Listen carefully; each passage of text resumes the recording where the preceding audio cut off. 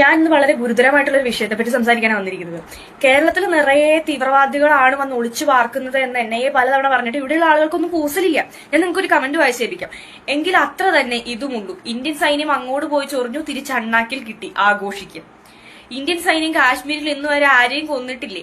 Hamas കൊന്നത് ചൊറിച്ചിലാണെങ്കിൽ അതും ചൊറിച്ചിലാണ്. അതിന് തിരിച്ചു കിട്ടി അണ്ണാക്കിൽ എന്ന് വിചാരിച്ചാൽ ആഘോഷിക്കടാ തീവ്രവാദി. എവിടെയായി റിയൽ ലൈഫ്? ഞാൻ പഠിച്ചത് ഇന്ത്യയുടെ തലസ്ഥാനത്താണ്. ഇന്ത്യയിലെ ഏറ്റവും റാങ്കിംഗ് ഉള്ള 2ാമത്തെ യൂണിവേഴ്സിറ്റിയിലാണ്. നിന്റെ മുഖ്യതന്ത മോഡിയുടെ മൂക്കിന് താഴെ അവിടെയും ഇതേ രാഷ്ട്രീയം പറഞ്ഞിട്ടുണ്ട്.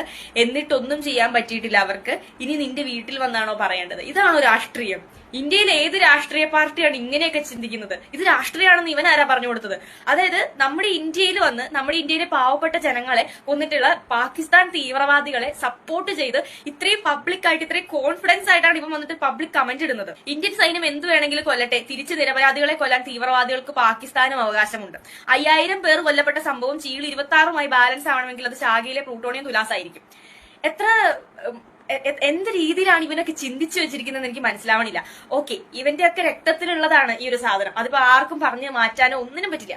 പക്ഷേ ഇത്രയും ധൈര്യത്തോടുകൂടി പബ്ലിക് ആയിട്ട് വന്ന ഒരു പോസ്റ്റിന് താഴെ ഇവൻ ഇങ്ങനെ കമന്റ് ചെയ്യാനായിട്ട് ഇത്രയും കോൺഫിഡൻസ് കിട്ടണം എന്നുണ്ടെങ്കിൽ ഇവന്റെ പിന്നിലൊക്കെ ആരായിരിക്കും? അത് കേരളത്തിൽ ഇരുന്നുകൊണ്ട് ഇവൻ ഇതൊക്കെ ചെയ്യാൻ പറ്റണമെന്നുണ്ടെങ്കിൽ ഇവനെ തിരിച്ചടിക്കാൻ, അല്ലെങ്കിൽ ഇവന് കേരളത്തിൽ ഇത് പറഞ്ഞാലും ആരും ഇവന് ഒന്നും ചെയ്യില്ല എന്നുള്ള പൂർണ്ണ ബോധ്യം ഇവനുള്ളതുകൊണ്ടല്ല ഇവൻ ഇത്രയും കോൺഫിഡന്റ് ആയിട്ട് ഇത് പറയുന്നത്. ഞാൻ ഓർത്ത് ആക്ച്വലി ഇത് അബദ്ധം പറ്റി ഇവൻ ചെയ്തതായിരിക്കും, അറിയാതെ ഉള്ളിലുള്ളത് അറിയാതെ പുറത്തു വന്നായിരിക്കും എന്ന് വിചാരിച്ചു. പക്ഷെ അല്ല.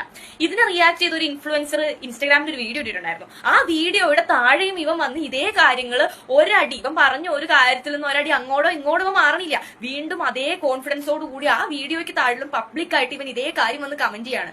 എത്രമാത്രം ധൈര്യം ഉണ്ടായിട്ടാണ് ഇവനൊക്കെ ഇത്രയും മോശമായിട്ടുള്ള കാര്യം പബ്ലിക്കിന്റെ ഇടയിലേക്ക് പറഞ്ഞു വിടുന്നത്?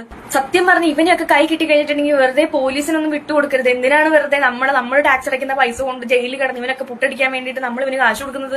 അതിന്റെ ആവശ്യമൊന്നുമില്ല. ഇവനെയൊക്കെ കൈ കിട്ടി ആ സ്പോട്ടിൽ തീർക്കണം. അങ്ങനെയുള്ള ഐറ്റം ഇവനൊക്കെ. ഇവനെ ആർക്കും ഒന്നും ചെയ്യാൻ പറ്റില്ലെന്ന് ഇവന്റെ ഓവർ കോൺഫിഡൻസ് ഉണ്ടല്ലോ. നമ്മൾ നിയമപരമായിട്ട് തന്നെ ഈ ഒരു കമന്റിനെതിരെ നീങ്ങുക തന്നെ ചെയ്യും. പിന്നെ ഇവൻ ആരാണ്, ഇവൻ എവിടെയാണ് എന്നൊക്കെ അറിയുന്ന ആളുകൾ ആരെങ്കിലും ഉണ്ടെങ്കിൽ എനിക്കൊന്ന് പേഴ്സണൽ ആയിട്ട് DM ചെയ്യണം.